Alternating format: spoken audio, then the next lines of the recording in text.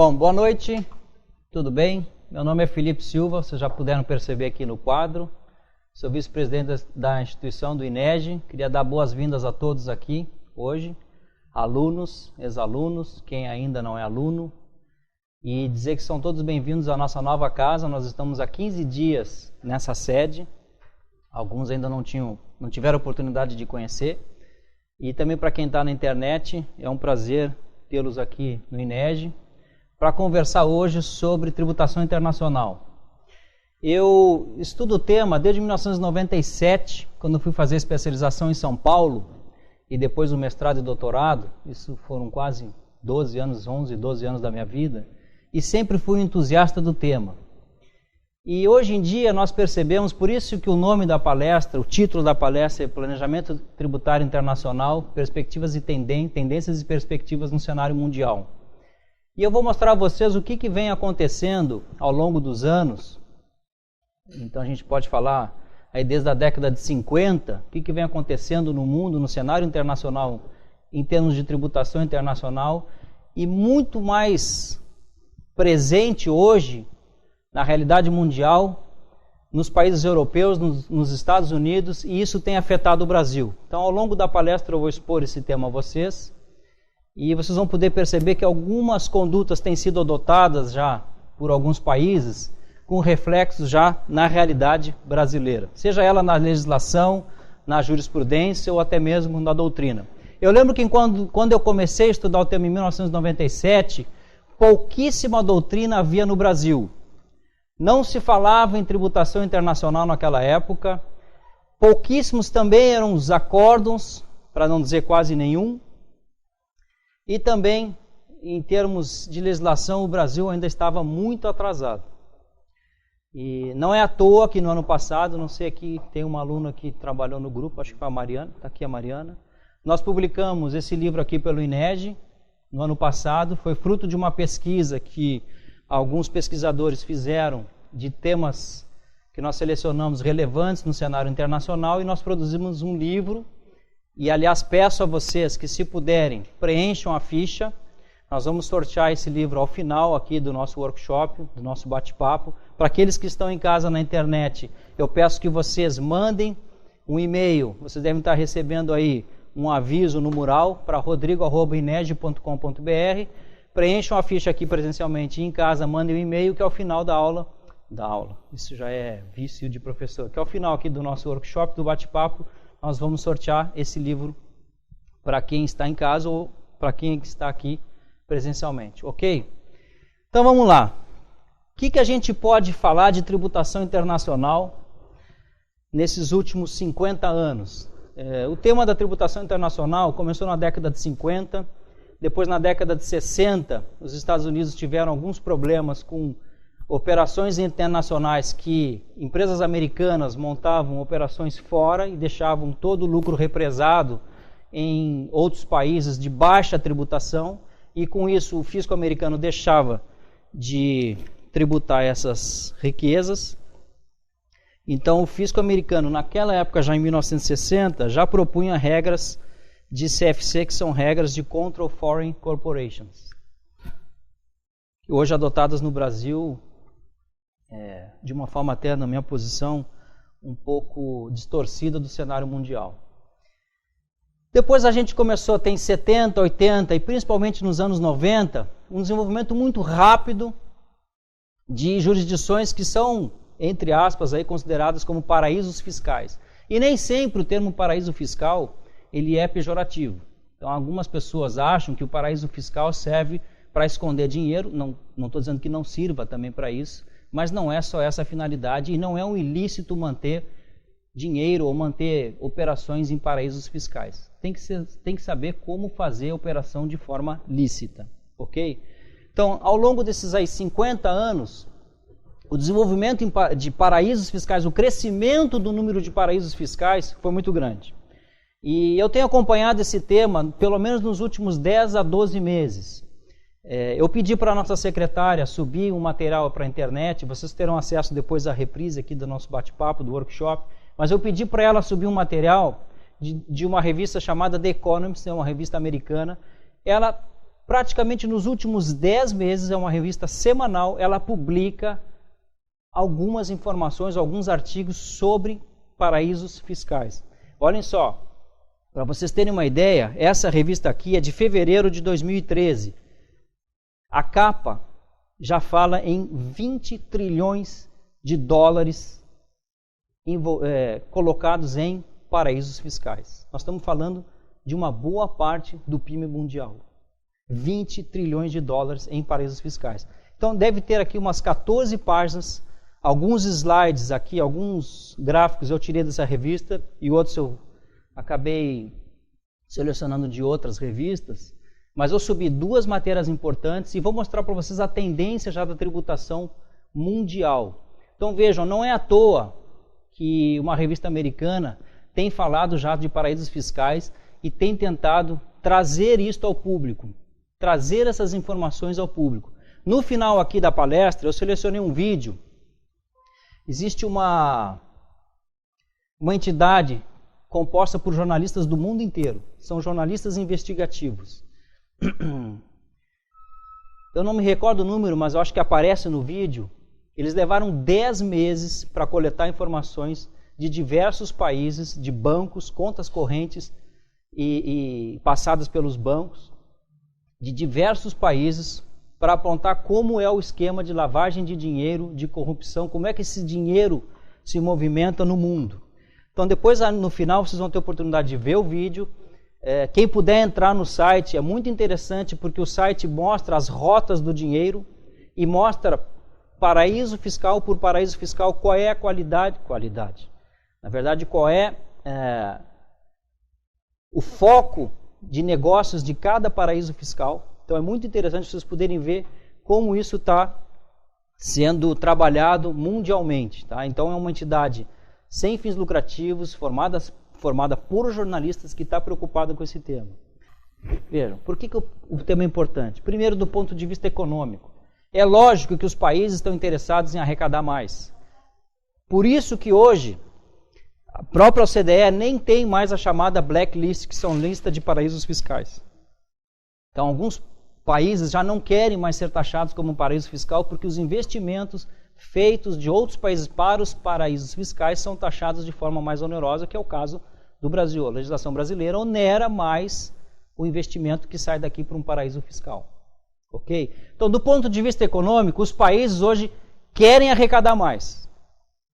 Do ponto de vista jurídico, hoje se fala muito, não só no Brasil, mas se fala muito em isonomia e também capacidade contributiva, concorrência justa entre as empresas que estão localizadas em determinados países e, por consequência, também a concorrência tributária dos próprios países, dos próprios sistemas legais. Ok? Então vejam, o tema não passa despercebido dos governos, seja pelo ponto de vista econômico, arrecadação, seja pelo ponto de vista jurídico, legislação. No Brasil, a gente até tem um doutrinador italiano que usa o termo inflação normativa. Então, tudo que acontece do ponto de vista do contribuinte em fazer a volta para sair daquela norma e pagar menos tributo, o governo fecha a brecha.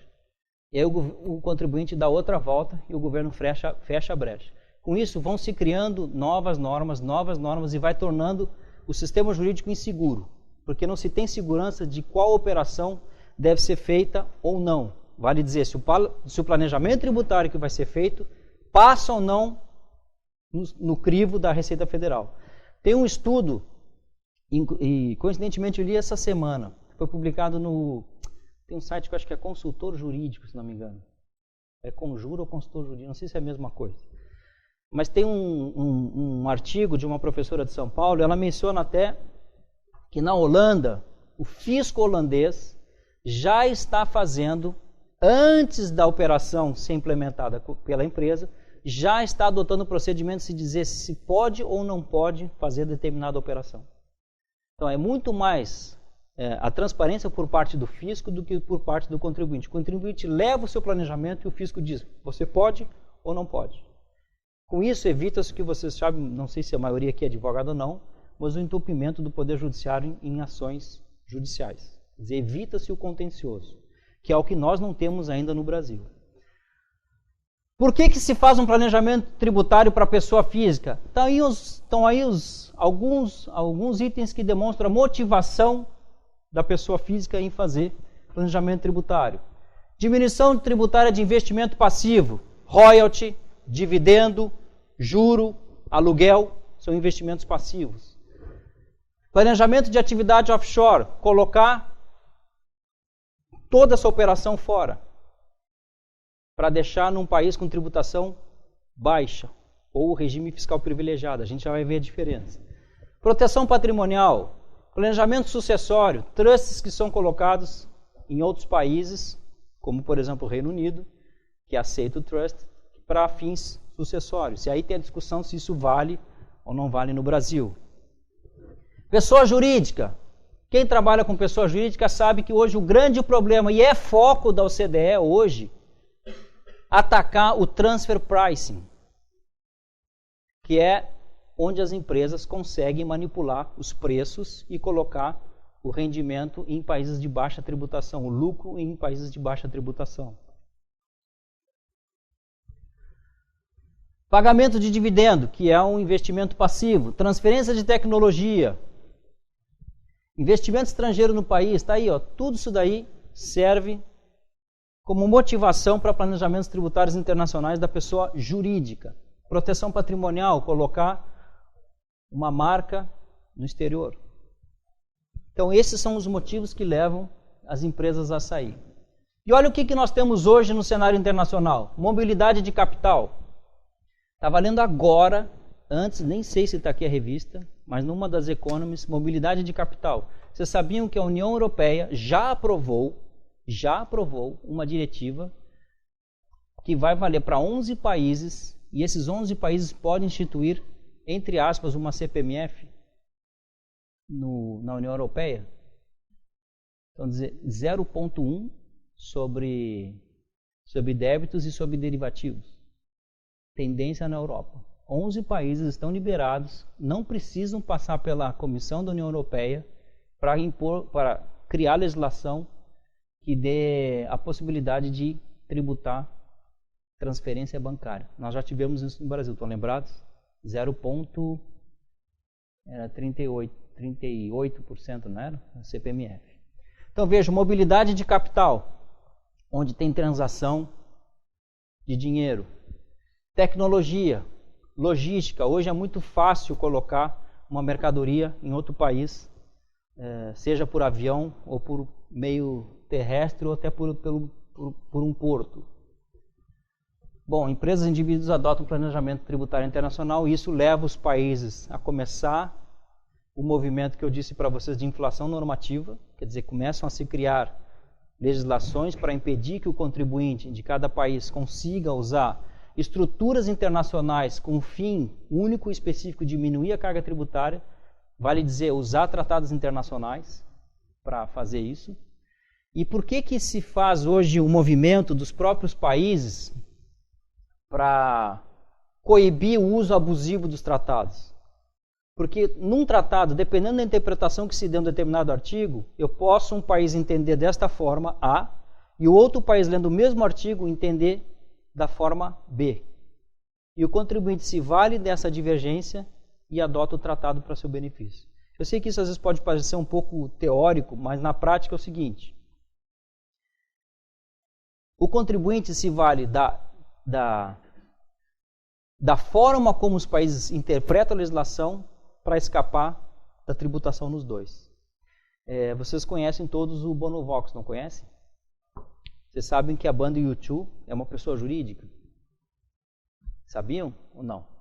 Sabem onde está localizada a banda U2?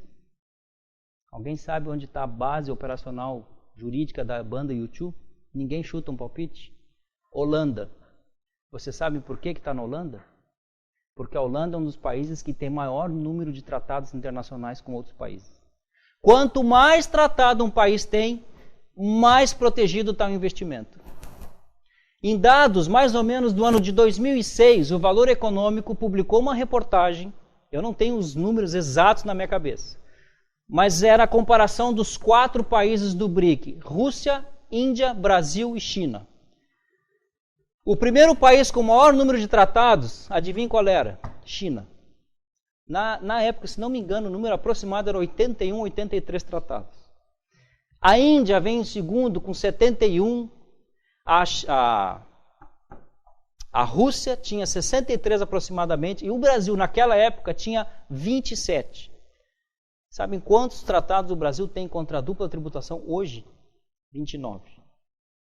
7 anos depois, tem 29 tratados. É quase nada para um país que queira ter investimento internacional. Então, quanto maior o número de tratados, mais investimento você recebe, porque maior é a segurança do investidor. Seja do país da residência, seja o país da fonte do investimento. Então, olha só, acabei de falar isso. A atração de investimento internacional se dá pelo maior número de tratados internacionais. Então, celebrar tratado hoje não é opção mais, é necessidade. Inclusive, o Brasil denunciou o tratado com a Alemanha, depois denunciou o tratado com Portugal, voltou atrás e fez um novo tratado em 2008 ou 2009, se não me engano. Então, existem tratados que são relevantes para a matéria tributária e são específicos para aquela matéria tributária. São específicos para a matéria tributária. São os tratados contra a dupla tributação. Existem outros que são tratados de comércio, como os da OMC, que contêm cláusulas de comércio que têm influência na tributação. E tem um terceiro tipo de tratado, que é o de integração regional, que também contém cláusula que afeta a tributação dos países. E existe uma tendência mundial, que a gente vai falar ali adiante, de um tratado internacional celebrado para a troca de informações. Essa é a preocupação de hoje aqui do nosso bate-papo do workshop. Tratado para a troca de informações. Essa é a tendência mundial. Eu vou explicar já mais adiante. Como então uma empresa, uma pessoa pode operar fora do seu território? Rendimento oferido do exterior sem atuação presencial. Juro, serviço, aluguel, royalty, são rendimentos passivos. Rendimentos oferidos do exterior com atuação presencial sem personalidade jurídica. Eu posso ter um investimento lá fora como sendo uma obra, uma filial. É a mesma pessoa jurídica minha aqui. Então não tem uma outra personalidade jurídica no outro país. Como eu posso trabalhar lá fora, ou operar lá fora, com investimento numa pessoa jurídica? Vale dizer, controlada e coligada. Está aqui. Nós trabalhamos uma pesquisa sobre controladas e coligadas. Foi o teu grupo? Foi. Controlada e coligada. Inclusive, quando nós fizemos esse livro, o Supremo ainda não tinha julgado uma ação direta de inconstitucionalidade que levou 12 anos para ser julgada. Foi julgada agora em maio. Foi em maio? Já nem sei, estou perdendo tempo, acho que foi em março. Foi agora no início do ano que foi julgado. Então, eu posso ter uma pessoa jurídica em outro país. Como os países, então, estão trabalhando para impedir o abuso do contribuinte? Ou eles adotam medidas unilaterais, vale dizer, ou alteram a minha legislação, que é o Brasil já fez. Em muitas operações o Brasil só alterou a sua legislação, vale dizer, controlada e coligada, subcapitalização. O Brasil alterou a legislação com fundamento na legislação internacional. Medidas bilaterais, de novo, tratado internacional. Contra a dupla tributação e mais tratado internacional para a troca de informações. Este é o mais relevante, na minha opinião. Como é que se divide a competência? Só para vocês entenderem um pouco, para que a gente possa passar adiante. No âmbito internacional, os tratados dividem a competência da seguinte forma. Uma pessoa pode tributar, uma pessoa política pode tributar, um Estado, e o outro não. Ou os dois podem tributar, e aí eu tenho o fenômeno da dupla tributação, só que eles dão uma compensação. Então, mais ou menos é isso. Fonte abdica da competência para atrair capitais. O país que está recebendo abre a mão de tributar a saída do dinheiro. E a residência dá crédito ou isenta para expandir seu mercado. A empresa que está saindo daqui para investir lá fora, quando o investimento volta, este país aqui dá isenção ou crédito daquilo que foi pago lá no outro país. Com isso, eu estimulo, o país, que essa empresa vá para outros mercados. Estão entendendo? Tá ok? Então, os tratados têm essa função. eliminação da bitributação, combate à invasão internacional de tributos. Por que hoje tem se feito esses tratados, vocês vão ver mais adiante, mas por que esses tratados hoje de troca de informações são relevantes e têm sido produzidos? Eu vou mostrar quais os que já estão em andamento. Para combater dinheiro do narcotráfico, terrorismo, tráfico de drogas e corrupção. É com isso que os países estão preocupados hoje. Com base nos tratados de troca de informação, eles estão fechando as brechas do dinheiro sem nome, sem identificação. Como funciona então? Então pensemos aqui claro que é um exemplo simples, né, para vocês entenderem. Controladora no Brasil coloca num país, eu pintei de laranja, que é a Holanda, uma holding na Holanda. Essa holding na Holanda tem outras empresas embaixo dela, operacionais, que trazem todo o lucro para essa holding e fica represado aqui. Por isso que o Brasil e os Estados Unidos, lá na década de 60, começaram a inserir na sua legislação regras de Control Foreign Corporations, regras de CFC, para evitar que essa holding aqui ficasse com dinheiro represado e nunca levasse para o país de origem. Então essas regras o Brasil já adotou e hoje, inclusive em tratados internacionais, como por exemplo o Tratado Brasil e México, já tem a cláusula dizendo que as regras de CFC unilaterais da legislação do país são válidas mesmo existindo o tratado internacional. Os mais antigos não têm essa cláusula, os mais modernos já começa a aparecer essa cláusula de regra CFC. E o que é um paraíso fiscal? Todo mundo pensa que paraíso fiscal, grande parte pensa que um paraíso fiscal só serve para colocar dinheiro sujo. Não é isso. Paraíso fiscal serve para fazer operações internacionais de planejamento tributário lícito também. Mas o que é, geralmente, o que as pessoas têm como ideia e o que as legislações consideram como paraíso fiscal? Jurisdição que oferece, primeiro, legislação societária flexível. É fácil abrir uma empresa e é fácil fechar uma empresa. Agilidade para a constituição e liquidação de empresas. Acabei de falar, permissão de ações ao portador. Veja, isso está caindo, já vou mostrar para vocês. E outra coisa que está caindo, sistema bancário eficiente, vale dizer sigilo bancário. Está caindo no mundo. Vocês vão ver nos próximos slides. Isso é a ideia de paraíso fiscal nas legislações. País que tributa a renda baixa, com alíquota baixa, ou não tributa a renda, permite a abertura e fechamento de sociedades de forma fácil, não identifica quem é o beneficiário efetivo, que é outro termo que hoje está sendo utilizado, e que tem sigilo de dados bancários. Estou indo rápido. Se vocês quiserem também, aqui é um bate-papo, eu estou colocando as informações, se vocês quiserem trazer as experiências e trocar ideias, não tem problema. Da internet também, se quiserem mandar e-mail, isso aqui é um bate-papo. Não é uma aula. Apesar de que a aula também não deixa de ser uma troca aí de informações. O que está acontecendo no mundo? Como os paraísos fiscais tradicionalmente conhecidos estão sendo marcados como países que estão entrando na lista do blacklist. O Brasil tem uma lista blacklist de países que são considerados paraíso fiscal. Não dá para operar com eles. Quer dizer, dá, mas você já sabe qual é a consequência. É tributação onerosa. Então, há novos paraísos fiscais que estão localizados principalmente na Europa. E a gente já vai ver por quê. Então, a MP 2158 foi a que introduziu as regras de CFC no Brasil. Tá? A utilização dos paraísos fiscais para planejamento tornou-se muito difícil. Por quê? Porque ela já está considerando que aquela empresa que eu coloquei para vocês ali na Holanda automaticamente distribui lucro para o Brasil.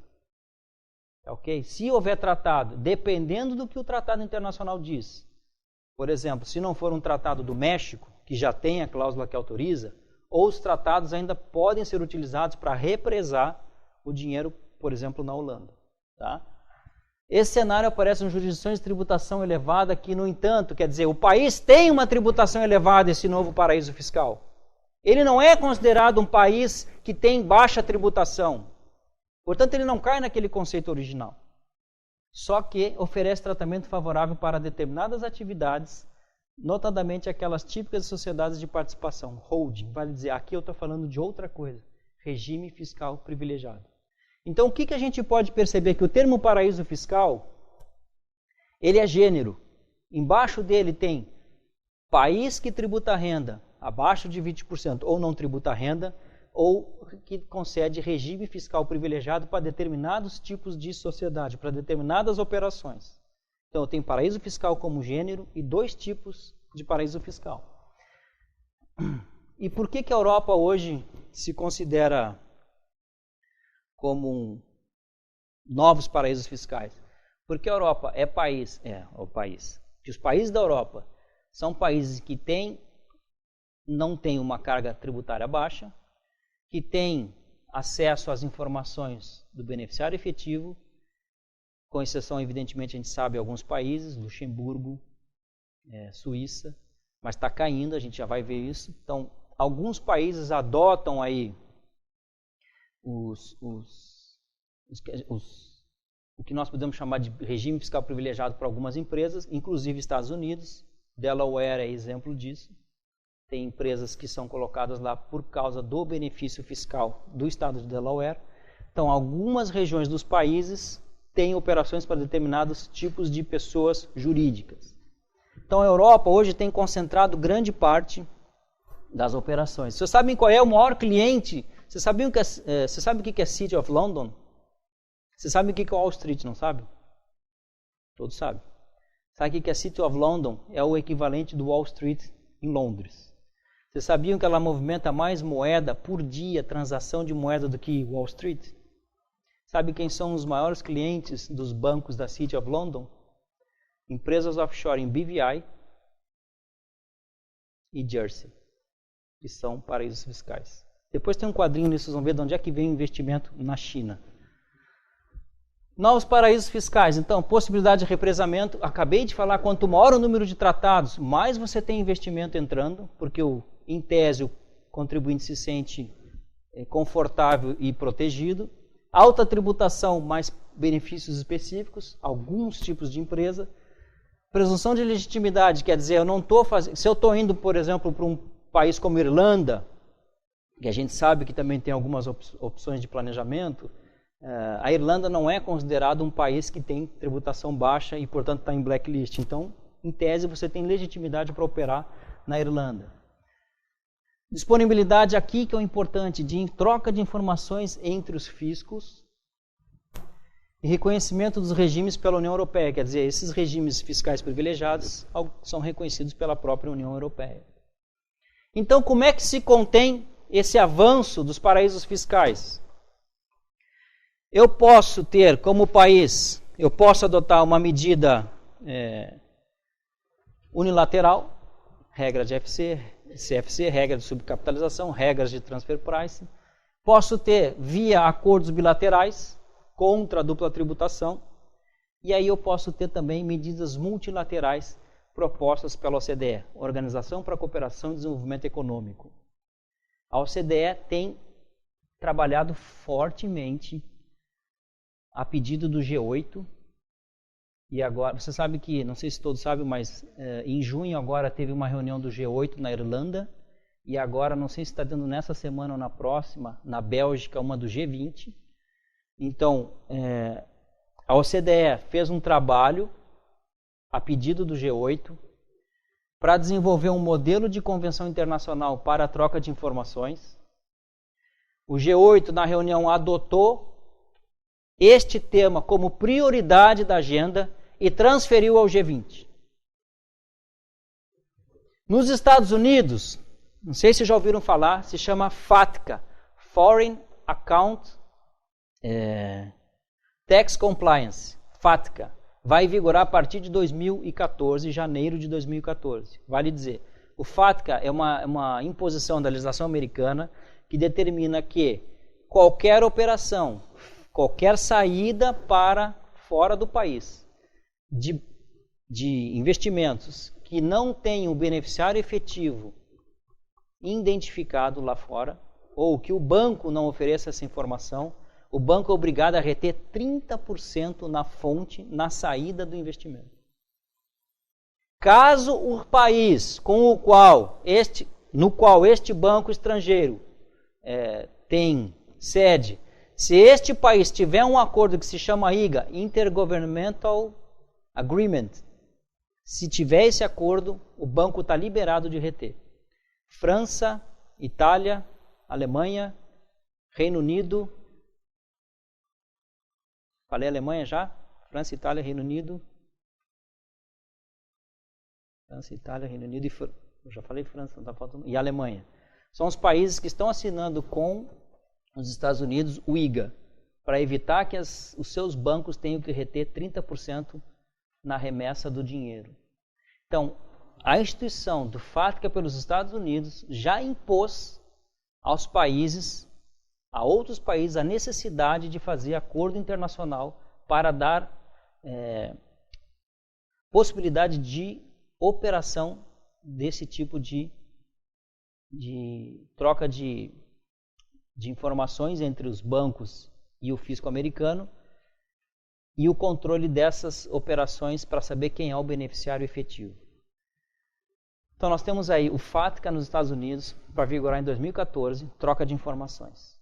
Se não houver identificação do olha a palavra que eu vou falar, beneficiário efetivo, 30% na fonte. O IGA, que é Acordo Internacional entre os países para implementar, operacionalizar o FATCA, que é uma legislação americana. Além disso, nós temos aí a OCDE investindo pesadamente nos estudos para a criação de um modelo internacional de tratado de troca de informação. Vocês sabem que o Brasil acabou de assinar e já está vigorando no Brasil o primeiro tratado com troca de informações. Sabe com que país? Alguém viu esse tratado? Ninguém? Com os Estados Unidos. Em junho, em maio ou junho, até tem ele aqui, quer ver?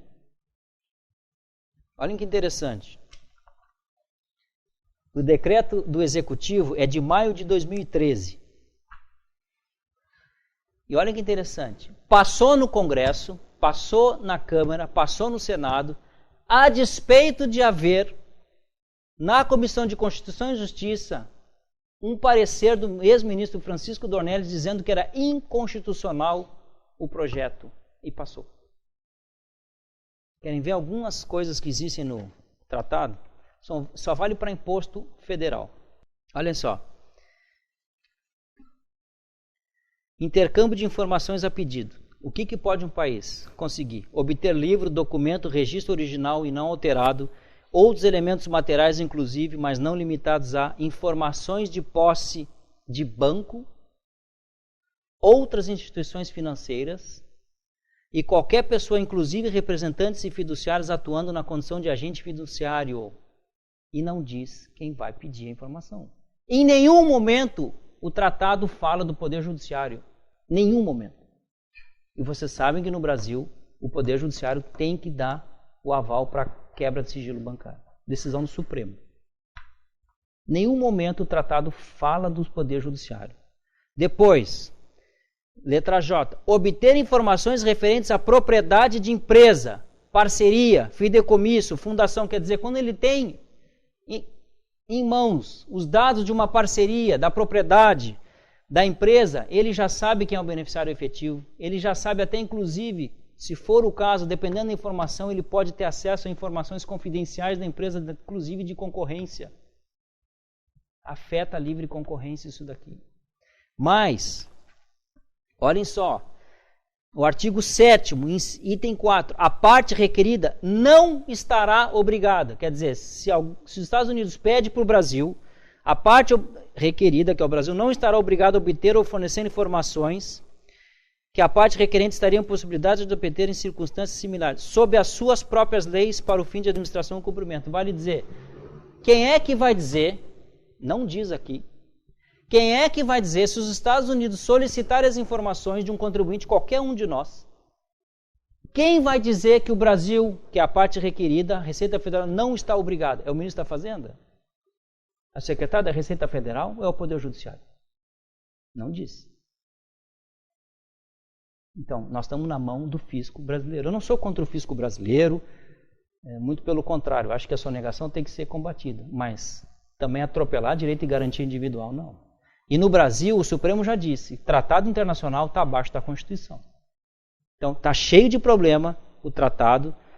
O próprio ex-ministro o Francisco Dornelles, que é um especialista no assunto, escreveu um livro que é uma obra-prima, acho que foi na década de 70, sobre tributação internacional. Ele disse e passou, está valendo. Está aqui, na minha mão. É o primeiro tratado que o Brasil assina relativo à troca de informações. E mais, nos 29 tratados que o Brasil tem, não sei se em todos o artigo é o 26, porque o artigo no modelo da convenção da OCDE é o 26, que é a convenção modelo que o Brasil segue.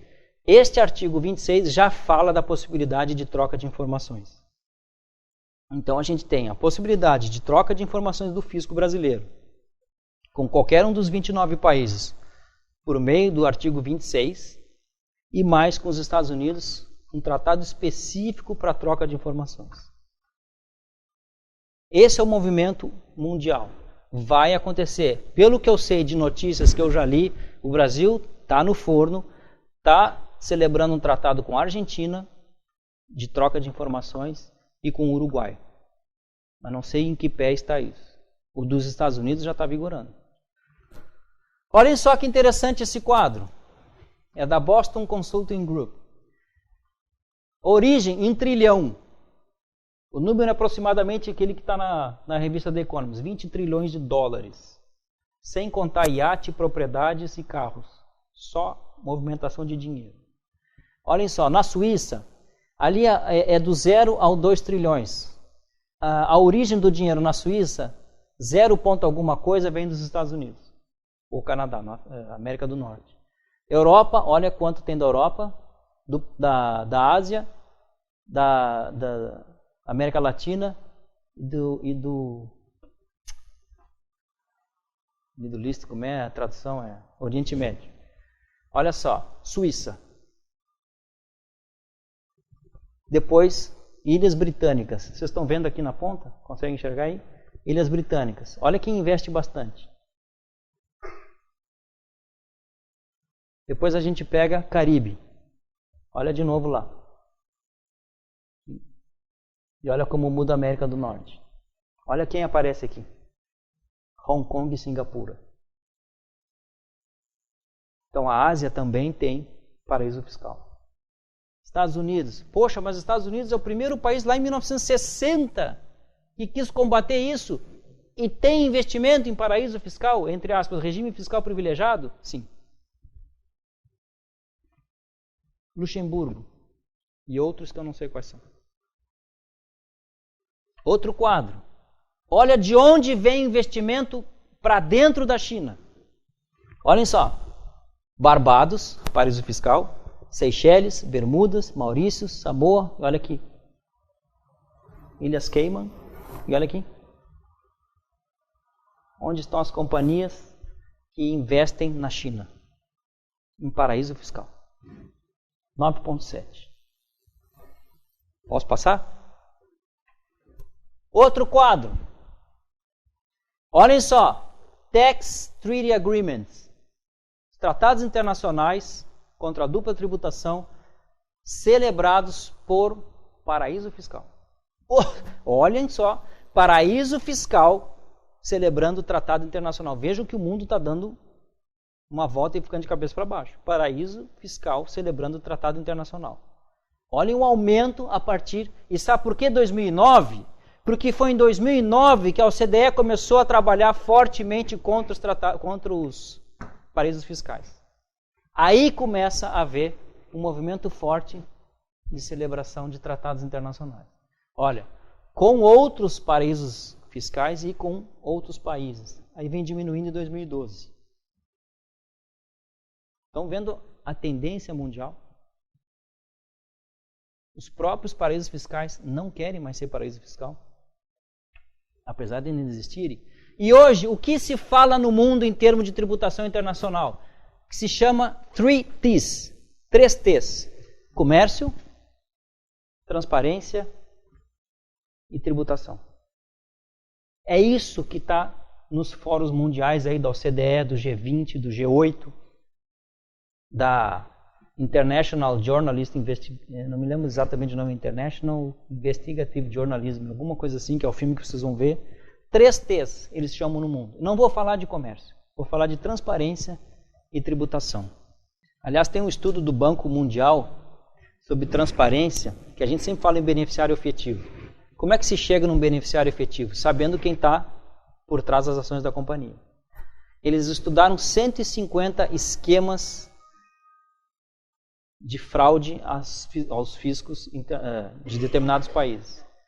Somente 150 que foram pesquisados. E eles detectaram que para você chegar no beneficiário efetivo, a média é ter que passar por 5 chamadas que eles chamam de shell companies, companhias como se fosse uma companhia concha, ela não serve para nada, ela só vai, eu boto uma no Panamá, que é detida por uma outra na Ilhas Virgens Britânicas, que é detida por uma outra em Bermudas, tem que passar por 5 dessas companhias para se chegar no beneficiário efetivo. É a média que o Banco Mundial chegou. Analisaram os 150 casos e chegaram à conclusão que você precisa passar por 5 shell companies para saber quem é o beneficiário efetivo, que é a palavra da moda, beneficiário efetivo. Tem um outro estudo, depois até selecionei alguns sites, se vocês quiserem, no último slide ou penúltimo, tem alguns sites que vocês vão ter acesso ao material, também vai estar disponível, sobre tributação internacional. Tem uma entidade chamada Eurodad. A Eurodad tem um estudo e ela pesquisou 69 jurisdições consideradas paraísos fiscais. Só 5 delas exigiram preenchimento completo para a identificação do beneficiário efetivo daquele rendimento. 5 de 69. Mas vem um movimento crescendo. Vocês viram ali a celebração de tratados pelos próprios paraísos fiscais. Olhem só outro gráfico da OCDE e do IMF.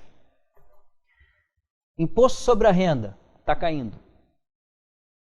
Isso aqui é a alíquota, tá? Está caindo. Imposto sobre valor agregado, ICMS no Brasil ou IVA lá fora, está crescendo. E imposto sobre propriedades se mantém. Tem um estudo, eu não sei se esse eu não sei se eu coloquei ali, mas eu acho que deve estar. Se não está, vocês me peçam por e-mail, depois eu passo para vocês. Há um estudo de duas pesquisadoras, não me lembro, na Universidade Americana, que trabalham só hoje o tributo sobre propriedade. E tem já estudos de economistas dizendo que os países deveriam incrementar este tributo sobre a propriedade. Não vou entrar no mérito agora aqui, nem dá tempo da gente falar, mas vale a pena ler o estudo. E olhem só, aqui ele faz a comparação. Reino Unido, em percentual com imposto sobre a renda. Olha quanto o Brasil tem, 1,7 a proporção. Olha quanto é que é no Reino Unido, imposto sobre bens imóveis. Proporcionalmente ao imposto sobre a renda, 12%. Há um estudo econômico que já fala que os países devem reverter essa situação e começar a aumentar a tributação sobre o patrimônio. E aí, não está aqui, mas vocês vão ver, eu subi também o material, tem vocês sabem, conhecem o Gerard Depardieu, que é o Obelix ou o Asterix, não sei qual dos dois que ele é, que eu nunca vi o filme, mas eu sei que é um dos dois. E eu subi para vocês uma reportagem da revista também The Economist, falando justamente sobre isso. A primeira coisa que ele fez quando a França disse que ia tributar o patrimônio, colocou a residência na Rússia. Primeiro ele ia para a Bélgica, e depois para a Rússia. Então vejam, também tem o sentido inverso. Para o governo pode ser melhor tributar? Sim, mas eu posso perder o contribuinte mudar de residência. E para um outro país que tribute menor.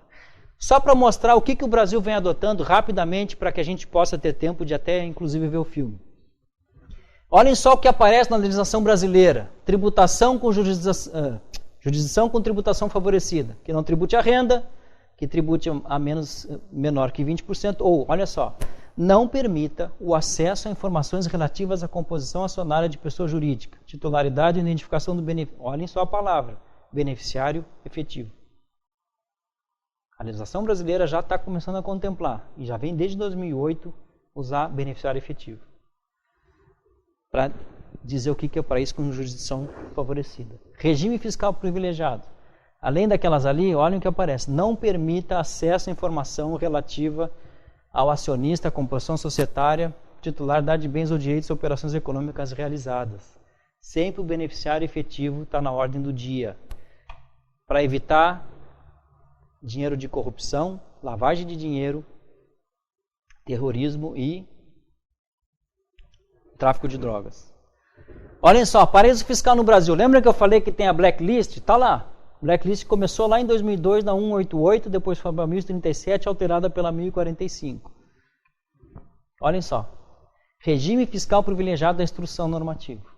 Olha os países. Luxemburgo, Uruguai, Dinamarca, Reino dos Países Baixos, Holanda, Islândia, Hungria, Estados Unidos, aparecia na lista, Espanha e Malta. Regime fiscal privilegiado. Aí o que aconteceu? Pela Instrução Normativa 1045, aquele país que se sentisse prejudicado podia fazer um pedido e o Brasil analisava e podia ou não excluir da lista, como paraíso ou como regime, como paraíso no sentido de país que não tribute a renda ou como regime fiscal privilegiado. Sabe o que aconteceu? A Suíça estava. Vocês imaginem a Suíça estando numa lista de blacklist brasileira e a Nestlé mandando dividendo para fora. O que aconteceu? A primeira a gritar foi a Suíça. Ah, é a Suíça? Tira a Suíça. A Suíça continua sendo um país bom para se investir. Países Baixos, tira holding companies também. Ainda é possível operar com a Holanda. Espanha tem um planejamento sensacional. Eu não me lembro o nome da companhia agora. É Eagle 1 ou Eagle 2 do planejamento.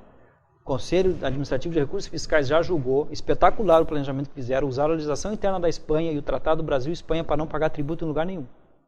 Foi sensacional o que eles fizeram.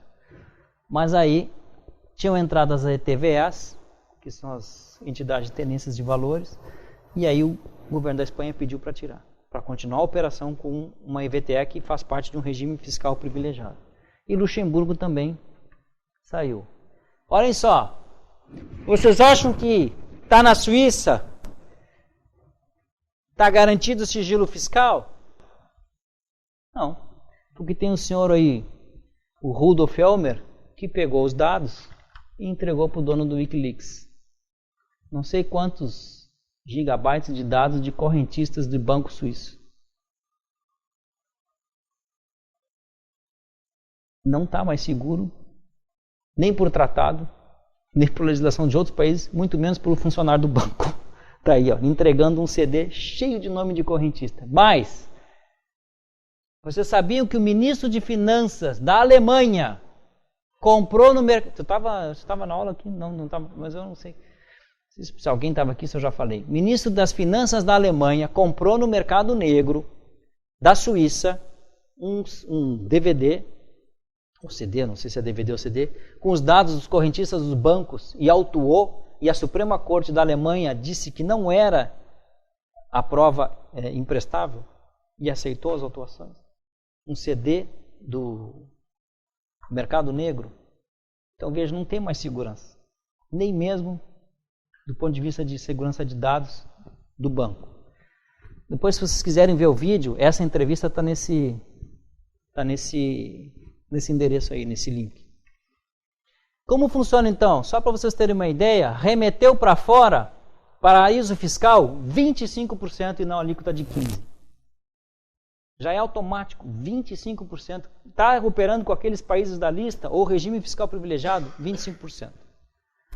Claro que se for serviço, já é sempre 25% alíquota, independentemente de ser ou não um paraíso fiscal o destinatário da remessa.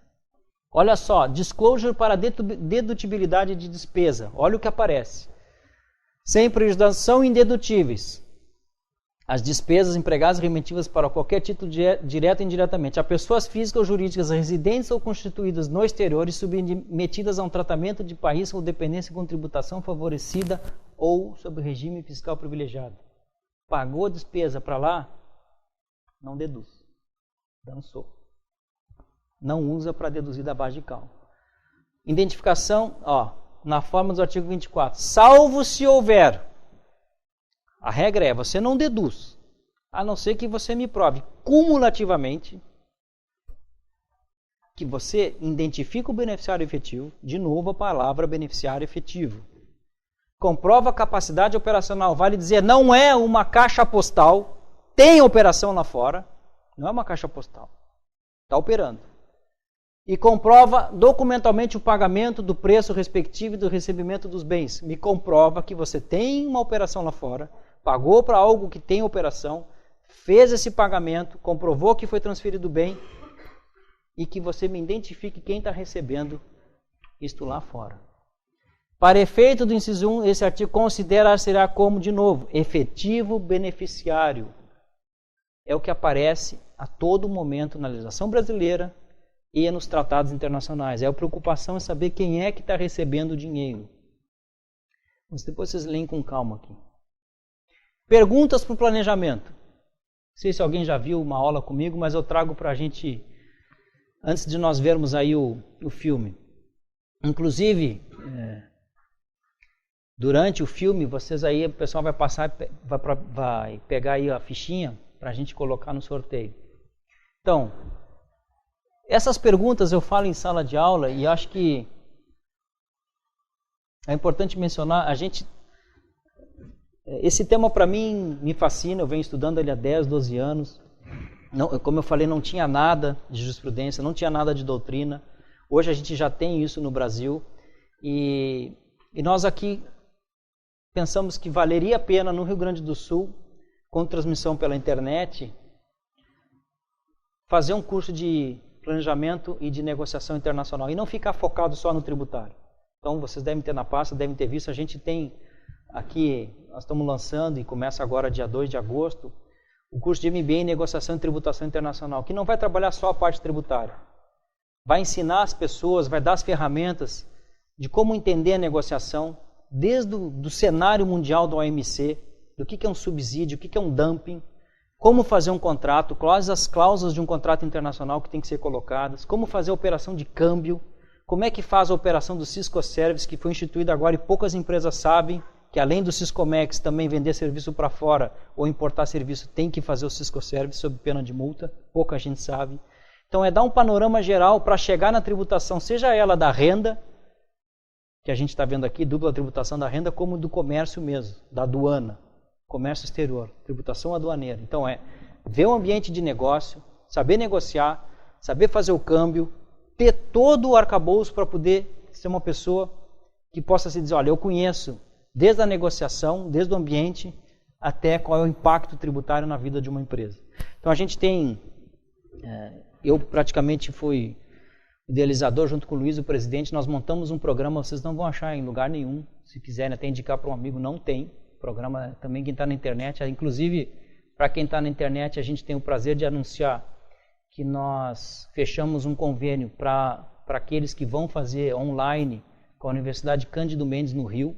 Então a Universidade Cândido Mendes vai certificar aqueles que fizeram o pós online e evidentemente os presenciais são certificados por nós.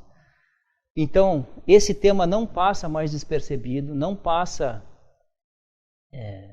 despercebido pelo governo brasileiro, pelos outros países, e é importante, eu acho que no Rio Grande do Sul a gente comece a formar um polo aqui de pessoas interessadas no tema, porque isso está restrito a São Paulo e Rio de Janeiro. Acho que está na hora, a gente tem um setor calçadista forte, a gente tem exportação de agronegócio e não temos pessoas aqui que tenham essa visão geral de todo o comércio internacional. Então acho que é importante, se vocês quiserem aí divulgar e passar para os amigos, acho que vale a pena fazer esse curso, não tem nenhum igual no Brasil.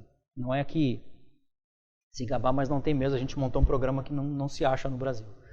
Então olhem só, planejamento tributário internacional, planejamento tributário primeiro, depois eu falo do internacional. Quais as perguntas que têm que ser feitas por aquele que vai receber a consultoria ou vai implementar um planejamento, o empresário? A proposta inclui outro motivo que não somente o tributário, isso é o que mais pega hoje. Se for só tributário, não faz. A base legal para atos praticados, quer dizer, você está sustentado pela legislação, tem amparo legal. A documentação comprobatória é confiável e condizente com a proposta de planejamento, sem vício, indício, documento pré ou pós-datado. Estão lembrados aí do caso no início do ano do ICMS? Tinha um rapaz aí que estava crédito de ICMS, olha aqui. Sem vício, sem dígito do documento, pré ou pós-datado com vício. Não faz.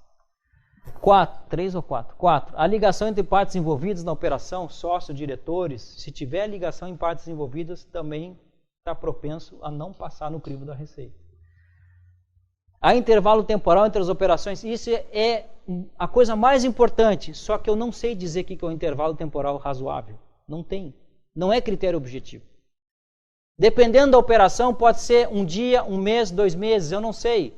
Por exemplo, pense na seguinte operação. Eu abro uma empresa hoje de manhã, 11 de setembro de 2001, uma trading, para operar justamente com uma trading que se localizava dentro do World Trade Center. E eu abri a minha empresa às 9 da manhã. E às 14 horas da tarde eu encerro a operação e fecho na junta comercial. Tem motivo para fazer? Tem. Quanto tempo levou a operação? Menos de um dia. Há intervalo temporal entre as operações justificável? Sim. Que não seja só o tributário. Cuidem. Então, o que eu recomendo sempre é pensar no planejamento, não é deste ponto para chegar lá pagando menos tributo. É pensar lá na frente e justificar aqui. Dizer, olha, eu quero fazer tal operação lá na frente. Se eu vou ter um ganho tributário, eu preciso justificar ele desde o início. Eu tenho que construir, eu tenho que... Por exemplo, se for uma operação de empresa de capital aberto, eu tenho que publicar na CVM, eu tenho que dar ciência aos acionistas, eu não posso fazer escondido, eu tenho que começar a justificar desde o início a operação, se ela eventualmente tiver ganho tributário. E eu não sei justamente, eu não sei dizer para vocês, infelizmente, qual é o tempo necessário, depende do caso concreto. Para finalizar, há conhecimento de operação similar ou igual cujo desfecho foi desfavorável? Pô, gente, se for desfavorável, nem faz. Há parecer favorável de especialista independente que olha só, isso é importante, eu já vi muito na prática. Quem colaborou no projeto, quem está oferecendo o projeto, não pode participar do parecer. Tem que estar fora. Tem que ter um terceiro para analisar a viabilidade ou não disso. Lembrem mais, se o Brasil tivesse um projeto como o da Holanda, para previamente já dizer se pode ou não pode, seria muito mais fácil. Nós não temos. Portanto, é recomendável que um terceiro avalie o procedimento sugerido. Requisito do planejamento tributário internacional. Além daquilo tudo que nós vimos, no plano internacional tem que ver o seguinte. Você vai operar com uma jurisdição que ofereça reduzida a tributação para rendimentos que se pretende oferir ou pagar. 2. Essa legislação societária é flexível ou não? Cuidado se ela for flexível. 3. Disponibilidade de informação. Este país permite que o governo brasileiro tenha acesso às informações? Ou você consegue identificar quem é o beneficiário efetivo? Se você tem uma legislação com esse viés, pode fazer. Agora, se a legislação não permite, cuidado, lembrem da legislação brasileira. Localização das sociedades operacionais. Não adianta montar caixa postal no exterior. Montar caixa postal vai sofrer autuação da Receita. Tem que ter uma operação, funcionário, endereço, telefone, operação, compra e venda, tem que ter. Sistema financeiro desenvolvido, que a gente vem falando até agora. Estruturação da operação de modo a não ensejar a aplicação de regra anti-abuso ou CFC. Quer dizer, se você está numa operação que já está condenada pela regra de CFC brasileira, nem faz. Se já vai tributar o lucro da coligada e controlada aqui pela tributação brasileira, nem pensa. Tem que ir para um país onde tenha tratado que preveja essa proteção. Evidentemente, bons acordos com o país de residência da empresa operacional e da controladora que justifique a interposição. Se não, não faz. Tem que ter tratado que proteja os investimentos. Ok? Acho que estou cumprindo aí o tempo. Vamos ver o filme? I think this is the very first time where people like myself and maybe even government officials have had access to this information. Esse vídeo é daquela entidade de jornalistas. Switzerland, China, Russia, It sparked official investigations in the Philippines, Greece, and India, and prompted the French president to call for an eradication of tax havens. Parce que les paradis fiscaux doivent être éradiqués en Europe et dans le monde. The reaction from the governments, I think, that really. Esse é o jornalista responsável pela investigação. This couldn't go on any longer. Today we've agreed to tackle the scourge of tax evasion. We've seen headline after headline highlight loopholes in the tax system, fueling public indignation, and rightly so. The world is in financial crisis. The global economy is suffering thanks to the scandals such as Enron. The failure of both Madoff and Stanford Ponzi schemes has decimated life savings. All have one element in common: the use of a secret parallel economy that benefits a few at the expense of the majority. Transferring funds. Esse aí está no site dessa entidade de jornalista. Vocês conseguem ver país por país aí.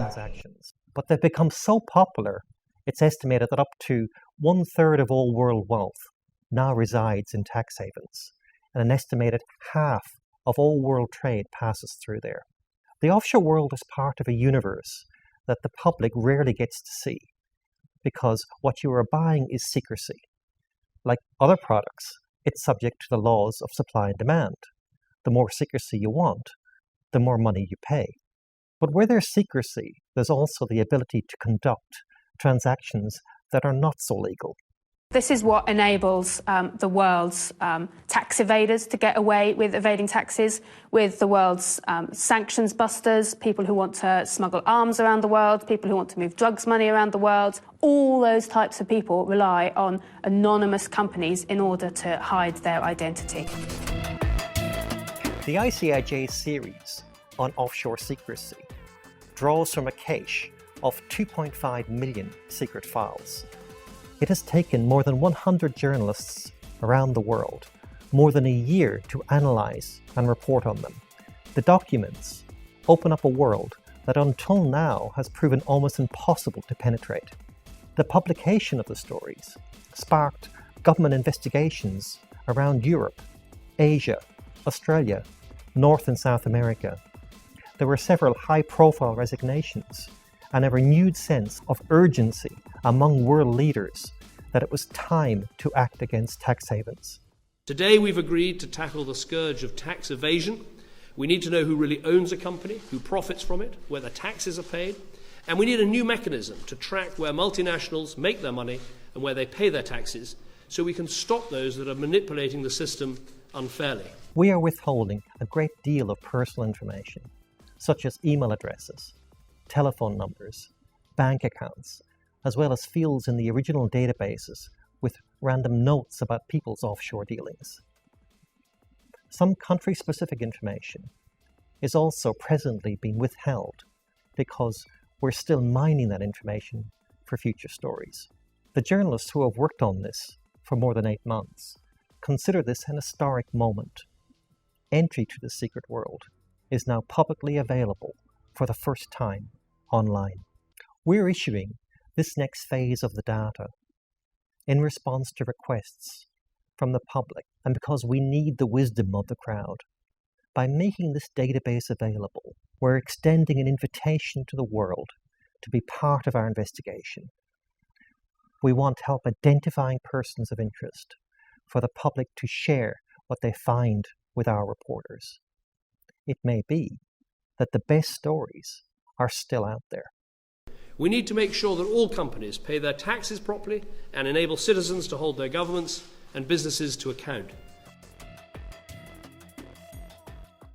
Olhem só, não sei se alguém teve a oportunidade de ler o Valor Econômico de que dia é isso? Desse final de semana? Quase que eu desisto da palestra.